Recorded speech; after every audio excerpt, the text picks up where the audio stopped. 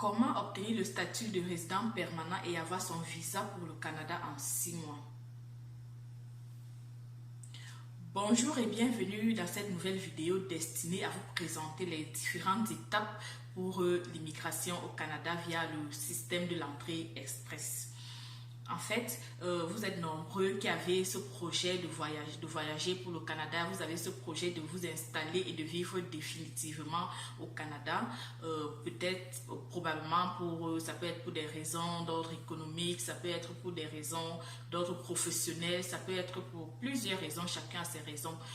Vous avez, à cause de ces différentes raisons, vous avez décidé de vous établir au Canada et vous ne savez pas par où commencer, ou bien vous avez déjà commencé les procédures avec certains consultants et vous ne savez pas concrètement où est-ce que vous en êtes, ou bien vous voulez vous-même vous lancer dans certaines démarches afin d'obtenir au bout de compte ce statut, ce visa pour le Canada. Il est possible pour vous d'obtenir votre visa de résident permanent en 6 mois, mais comment? Déjà, il faut comprendre qu'il y a certains prérequis. Il y a certains prérequis qu'il faut faire avant de commencer véritablement la procédure que moi j'appelle de l'entrée express. Parce que vous avez souvent entendu parler d'entrée express au Canada, entrer au Canada en 6 mois, entrée express à gauche, entrée express à droite, mais c'est quoi concrètement? Il s'agit de quoi concrètement? Ce sont toutes ces informations-là que je vais vous apporter tout au long de cette vidéo et qui, à coup sûr, vous permettront de bien entamer, de bien suivre votre projet d'immigration pour le Canada. Déjà, pour la petite histoire, il faut savoir que, pas pour la petite histoire, en guise d'information, le Canada a un plan d'immigration sur 3 ans, de 2019 à 2021. Il est prévu de sélectionner environ en moyenne 340 000 dossiers par an sur 3 ans. Donc ça veut dire qu'au bout de 3 ans, le Canada aura fait entrer en moyenne 1 million de personnes dans le territoire. Oui, c'est le projet, c'est le plan d'immigration du Canada et vous pouvez en faire partie. Et c'est pas un rêve, c'est pas une utopie, c'est quelque chose de bien faisable et c'est quelque chose de vraiment réel. Qu'est-ce qu'il y a dans le lieu de faire? Vous allez commencer par la toute première étape. La toute première étape ici, c'est votre test d'admissibilité, votre test d'éligibilité. Parce que avant de vous lancer, il est très important pour vous de savoir si vous êtes éligible, si vous remplissez toutes les conditions, si vous remplissez tous les critères nécessaires pour que votre dossier soit sélectionné au bout du compte par le système d'immigration. Alors, qu'est-ce qu'il faut faire à ce niveau? Il faut entrer tout simplement dans le site du gouvernement. Je vais vous laisser le lien au bas de la vidéo. Vous entrez tout simplement dans le site du gouvernement. Certaines informations vous seront demandées. Vous allez introduire toutes les informations qui ont trait, par exemple, à votre âge, à vos emplois, à votre éducation, ce genre d'informations. Et au bout du compte, le système vous dira si oui ou non vous êtes éligible pour la procédure de l'entrée express. Si vous n'êtes pas éligible, c'est pas grave, cherchez à savoir ce qui vous a manqué et allez chercher à compléter cette information pour que vous soyez éligible plus tard. Maintenant, si vous êtes éligible, vous allez passer à la seconde étape que j'appelle le test, que j'appelle l'évaluation de vos diplômes. L'évaluation des diplômes étrangers, c'est pour ça qu'on appelle ça l'EDE. Vous allez faire votre EDE et il s'agit de quoi en fait? Il s'agit d'un rapport que une institution, un organisme indépendant va présenter et va vous remettre et vous dira quelle est la correspondance en système canadien des études que vous avez fait dans votre pays, des études que vous avez fait à l'extérieur du Canada. Voilà, c'est ce qu'on appelle l'évaluation des diplômes étrangers. Donc, c'est la deuxième étape que moi je vous présente ici parce que il faut dire, mettez-vous déjà en tête que le site du gouvernement présente 4 grandes étapes. pour cette procédure, mais moi je vous ramène ces 4 grandes étapes en 6 étapes pour mieux vous permettre de mieux comprendre la chose, pour vous permettre de mieux comprendre la chose, parce que parfois vous lisez sur Google, vous ne comprenez pas très bien ce que ça signifie, qu'est-ce qu'on fait à chacune de ces étapes. C'est aussi l'un des buts de cette vidéo.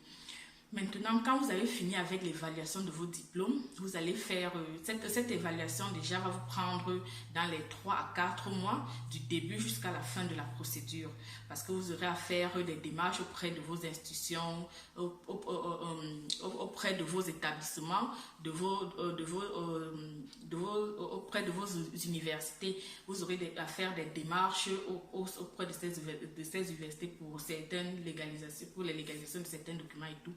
Et par la suite, vous aurez également à faire des échanges avec l'organisme en question.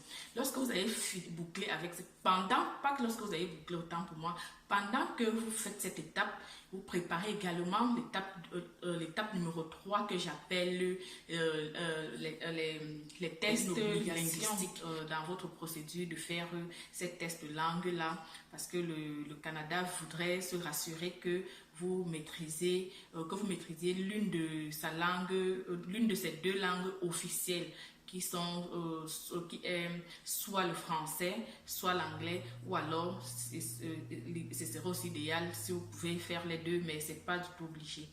Bon, après, et cette étape, indépendamment en fonction du lieu où vous présentez cet examen, cette étape peut également vous prendre 2 à 3 mois du moment où vous vous inscrivez à un centre d'examen, au moment où vous partez faire l'examen. La chose que sur laquelle je voudrais attirer votre attention à ce niveau, à cette étape, c'est que vous devez vraiment bien préparer ces tests de langue, parce que nous sommes parfois rendus compte que certaines personnes partent faire cet examen sans se préparer et partent avoir des notes qui ne sont du tout pas à leur avantage dans le cadre de la procédure. En fait, un examen reste un examen. Vous pouvez avoir le doctorat, la maîtrise, la licence, tous ces longs diplômes-là, mais vous pouvez vous dire, oui, moi j'ai fait mes études en anglais, je maîtrise l'anglais, j'ai fait mes études en français, je maîtrise le français et tout. Un examen reste un examen, c'est toujours très important de le préparer pour éviter certaines surprises désagréables. Par la suite, quand vous finissez avec cette étape, passez donc à la 4e étape qui consiste à introduire vos données dans le système en ligne de l'immigration. À ce niveau-là, les informations qui vous seront demandées justement auront trait à votre éducation, votre âge, votre profession, les notes que vous avez justement obtenues en faisant vos examens, vos tests linguistiques, les informations sur les équivalences des diplômes que vous avez eu à faire et tout. Toutes ces informations-là, vous allez les introduire dans le système. Et lorsque cela sera fait, vous aurez un maximum de